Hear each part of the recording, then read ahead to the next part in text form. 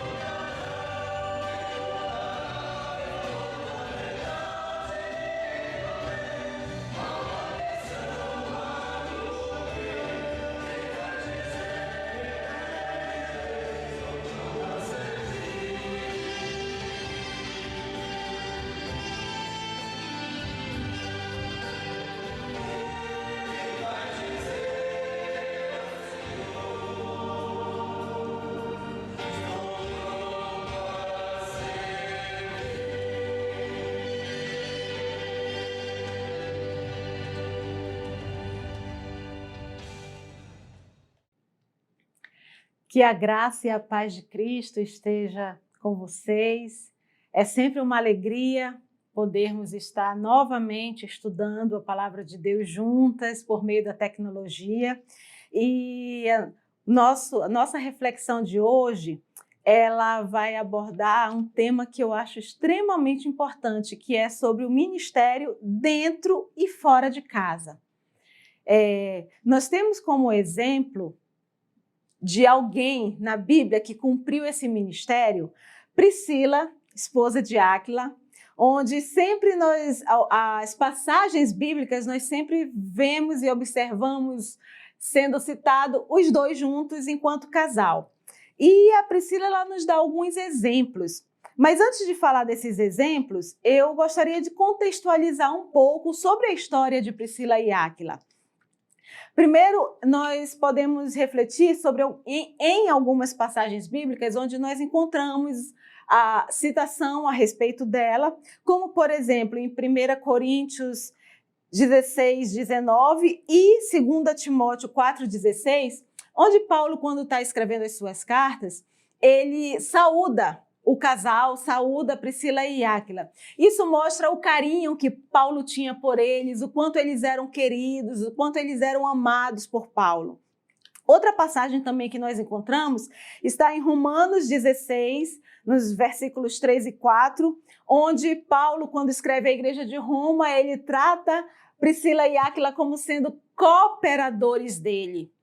E onde nós vamos observar um pouco da história deles, está lá em Atos 18. Então, se você tiver com sua Bíblia e quiser abrir em Atos 18 para ler um pouco da história e conhecer um pouco mais sobre eles, ali nós temos vários versículos que citam um pouco deles. E, resumidamente, onde nós começamos a conhecer um pouco de Priscila e Áquila, num contexto muito interessante. O imperador Cláudio, ele, enquanto imperador de Roma, ele determina que os judeus se retirem de Roma, ele expulsa os judeus ali daquela localidade, e alguns historiadores, inclusive, falam que Priscila era de uma família romana, de uma família de renome em Roma, mas como ela era casada com Áquila, que era judeu, e ele precisava se retirar da cidade, então o casal vai e parte para Corinto, que é uma cidade grega, e ali eles estabelecem sua nova moradia. Áquila, como construtor de tendas, passa então a construir tendas, e é quando Paulo chega à cidade de Corinto. E Paulo, por ser também construtor de tendas, por ter o mesmo ofício que Áquila, e ainda por cima os dois têm a mesma visão ou a mesma força de vontade, ou carregam em si o desejo de compartilhar do evangelho da vida de Cristo. Então, por essa afinidade, eles acabam se conhecendo e convivendo juntos. Paulo passa um período morando com Priscila e Áquila. E depois disso, inclusive, quando Paulo passa 1 ano e meio ali naquela cidade, a partir do momento que ele sai de lá para a sua próxima viagem missionária, que seria Éfeso, Priscila e Áquila o acompanham também. Eles vão fazer uma nova moradia na cidade de Éfeso, dando continuidade a esse ministério que eles exercem do evangelismo, de servir aqueles novos cristãos que estavam seguindo, então, conhecendo um pouco mais sobre a história de Cristo. E Priscila, então, ela nos dá alguns exemplos de como nós podemos ter um ministério dentro e fora de casa. E o primeiro exemplo que eu trago é dela como companheira, ajudadora do seu esposo. Se nós observarmos, eles sempre são citados juntos. Isso dá uma conotação de que eles trabalhavam juntos, de que um era cooperador do outro, de que eles viviam, quando estavam ali atuando no serviço, no ministério do Senhor, na expansão do reino de Cristo, eles estavam juntos. E uma das coisas, assim, falando enquanto mulher, uma das coisas interessantes que a gente pode também deduzir da vida de Priscila é que ela não se apegava a coisas materiais. Primeiro porque eles moravam em Roma, precisaram se deslocar até Corinto, e talvez se ela fosse aquele tipo de mulher diz, não quero sair daqui da minha casa, gosto do ambiente onde eu estou, gosto da cidade onde eu já tenho meus amigos, as pessoas conhecidas com quem eu convivo, ela poderia ter criado algum tipo de caso, mas não, ela acompanhou o seu esposo até ali Corinto. E depois, quando há mudança para Éfeso, também a gente não percebe no decorrer da história nenhum tipo de rejeição dela enquanto ser a companheira do seu esposo. Então ela não se apegava àquelas coisas materiais que muitas vezes nós acabamos dando muita ênfase. Ela simplesmente focava na ideia de estar acompanhando o seu esposo. Às vezes a gente percebe isso no nosso dia a dia, por exemplo, com aquelas esposas de militares ou de alguns outros dos nossos irmãos que têm seu emprego onde eles precisam ser transferidos. E aí a gente vê algumas mulheres que vão com aquela dedicação, com aquele amor, dizendo, eu estou indo para beneficiar meu esposo. Que coisa bonita! E a gente percebe isso na vida de Priscila. Às vezes que eles se deslocaram, ela sempre ali auxiliando seu marido. Um outro exemplo que nós podemos também tirar da vida de Priscila é a hospitalidade. Que coisa linda quando nós vemos que eles hospedaram então Paulo durante um determinado tempo. E não só isso, também a casa deles era uma casa de adoração. Eles utilizavam a casa dele para ser casa de oração, para aquelas pessoas, para aqueles gentios que estavam vindo ao conhecimento ou queriam conhecer um pouco mais do Evangelho de Cristo. Essa disponibilidade de mudar de uma cidade para outra, mas em nenhum momento isso se tornou um empecilho para que ela continuasse sendo hospitaleira com as pessoas. Um outro exemplo que nós podemos tirar da vida de Priscila, isso já é uma questão bem histórica, alguns historiadores retratam, eles colocam Priscila como sendo uma mulher versada nas Escrituras, uma mulher que tinha conhecimento das Escrituras. Alguns historiadores, inclusive, deduzem que ela foi a autora do livro de Hebreus. Nós sabemos que existem várias linhas e algumas outras sugestões para quem escreveu o livro de Hebreus, inclusive Apolo ou Paulo, mas tem alguns estudiosos que fazem essa conotação de que poderia ter sido Priscila. E talvez por uma questão cultural, por ser mulher, é que ela não assinou o livro, mas pela forma como o livro foi escrito, pelo contexto em que ele foi escrito, ela é uma das citadas para ser uma das autoras. Outra passagem interessante que nós observamos também da vida de Priscila está lá em Atos 18, 26, onde aparece ela como uma participação ativa no discipulado de Apolo. Apolo era um homem que tinha um discurso muito bonito, mas ele estava começando a conhecer um pouco mais sobre Cristo. E aí é onde Priscila entra e ela, então, junto com seu esposo, passam a ser os discipuladores de Apolo. E alguns historiadores também colocam como sendo algo a se pensar ou a se deduzir o fato de o nome dela vir antes do seu esposo, o que não era comum na época. Então eles entendem, alguns estudiosos entendem exatamente que ela tinha um conhecimento muito grande das Escrituras. Por isso que quando cita que eles discipulavam Apolo, é colocado como sendo Priscila e Áquila, primeiro o nome dela. Um outro exemplo também que a gente pode tirar da vida de Priscila é sobre ser uma mulher corajosa, ousada, determinada. E nós observamos isso, além do que já foi comentado dela ser a companheira e ajudadora do seu esposo, nós podemos observar quando Paulo diz que eles colocaram as suas vidas em risco por conta do apóstolo Paulo. Talvez se ela fosse uma mulher medrosa, ela teria, inclusive, induzido o marido a não colocar a vida em risco. A gente sabe que eles estavam em uma época onde cristãos eram perseguidos, onde eles eram entregues às autoridades locais. E nós percebemos, então, essa ousadia da Priscila, junto com seu esposo, o incentivo de estar junto com seu esposo para que eles pudessem estar apoiando o ministério do apóstolo Paulo, além do seu ministério. Como eu já citei, a casa deles era uma casa de adoração. Então, esses são exemplos que nós tiramos da vida de Priscila, que apesar das responsabilidades que ela tinha enquanto esposa, enquanto dona de casa, que nós, como mulheres, sabemos que são muitos os afazeres, mesmo assim, ela ainda doava esse tempo para estar auxiliando o seu esposo e para estar exercendo esse ministério. Que coisa linda que nós podemos observar da vida dela.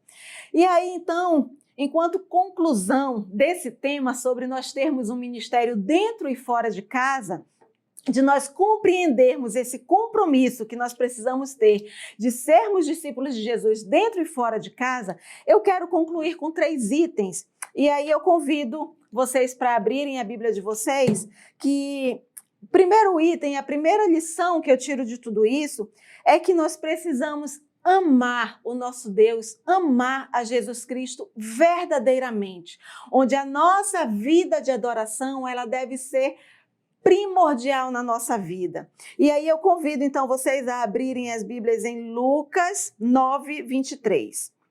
Lucas 9, 23. É um texto bem conhecido e que nos fala o seguinte: Jesus, quando está ensinando, ele diz: se alguém quiser acompanhar-me, negue-se a si mesmo, tome diariamente a sua cruz e siga-me.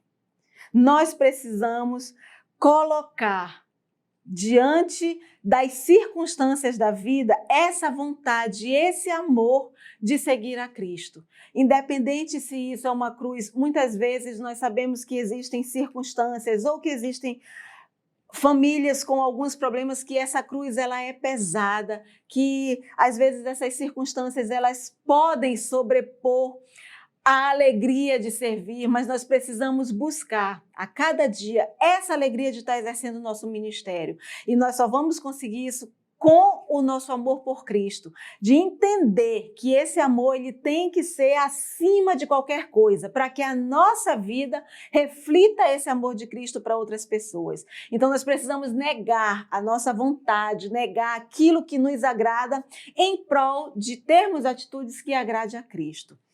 Uma outra conclusão que eu tiro desse estudo e desse tema de nós termos um ministério dentro e fora de casa está em Hebreus 11:1. Também é um texto bastante conhecido, Hebreus 11:1, onde nós temos, a partir do primeiro versículo, nós começamos a ver vários exemplos de fé, mas o versículo 1 ele já começa dizendo o seguinte: ora, a fé é a certeza daquilo que esperamos e a prova das coisas que não vemos.